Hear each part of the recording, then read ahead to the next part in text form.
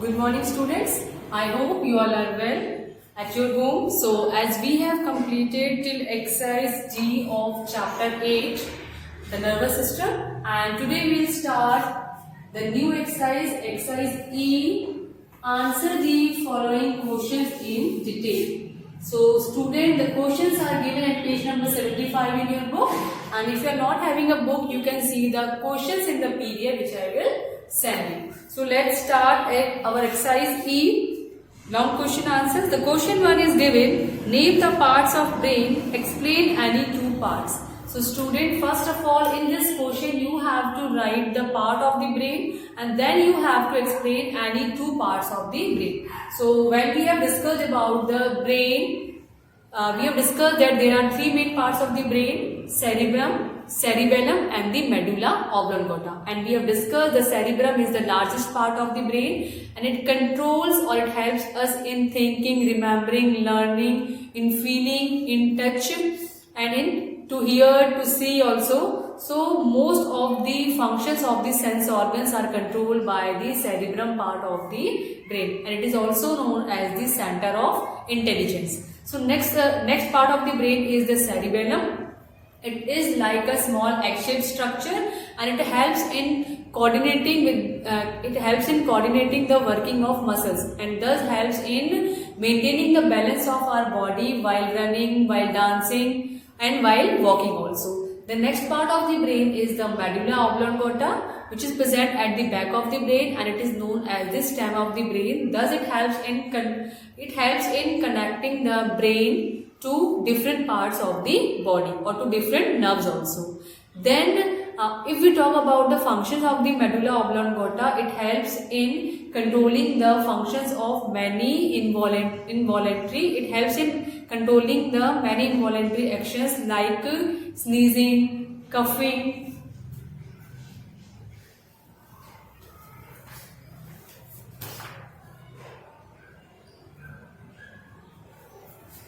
so medulla oblongata controls the many involuntary actions like breathing, sneezing, coughing. Next is question. So let's see the answer of this question 1. The parts of brain are cerebrum, cerebellum and medulla oblongata. So as we have to explain about the two main parts of the brain, the first one is the cerebrum.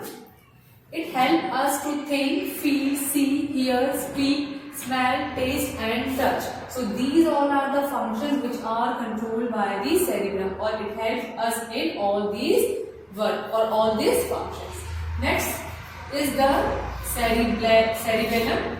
It coordinates the working of our muscles and maintains the balance of our body while walking, while dancing and while running. So these all are the functions which are controlled by the cerebellum, the second part of the brain.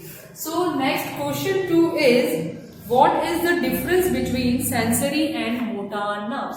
So student, in this question you have to write the difference between sensory nerves and the motor nerves. So when we have discussed about the different types of nerves, we have discussed that sensory nerves are the nerves that carry the messages from sense organs to the brain, and the next nerve is the motor nerves that carry the messages from brain to the different parts of the body, or that carry the messages from brain to the muscles.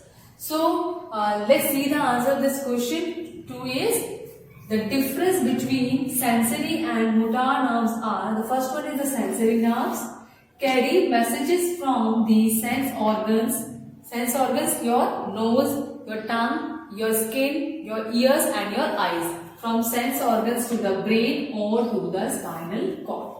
यहाँ से message कहाँ लेके जाती है? Brain तक लेके जाती है या फिर आपके स्पाइनल कॉर्ड तक लेके जाती है? कहाँ से?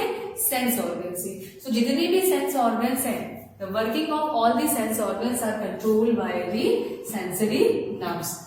Next nerve is the motor nerves. And what the motor nerves do? The motor nerves carry messages from brain to the muscles. Brain से message कहाँ लेके जाती है? Muscles तक लेके जाती है and then helps in working of the muscles. Next student, question 3 is explain reflex action with examples. So first of all, student, in this question you have to write the definition of reflex action and then you have to write the examples of reflex action. So as we have discussed that reflex actions are the instant or the automatic reactions that does not involve any type of thinking, and most of these are controlled by the spinal cord only, because as these actions do not involve the thinking, so these are controlled by the spinal cord. And examples, as we have discussed, whenever we touch any hot object, immediately a message comes from our spinal cord that we have to remove our hand from that particular area. So these are the instant reactions or the automatic reaction. Blinking of eyes, if any object comes very close to our eyes, suddenly comes very close to our eyes, suddenly definitely what happens, our eyes blink.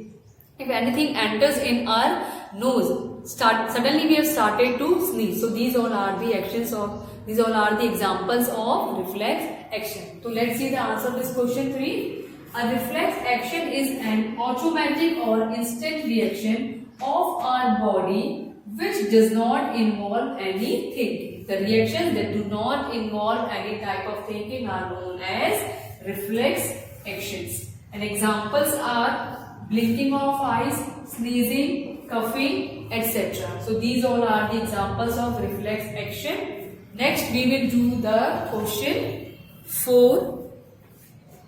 Student, next question 4 is explain the structure of an eye with the help of a diagram. So student, in this question you have to draw a well-labeled diagram of eye and then you have to write what are the main parts of the eye. So when we have discussed about the structure of eye, we have discussed that there is a circular transparent region present in the front of the eye which is known as the cornea, and the cornea controls the entry of the light into the eye. So this first one, it is the transparent region present into the front of the eye, it is known as the cornea, and it controls the entry of light into the eyes.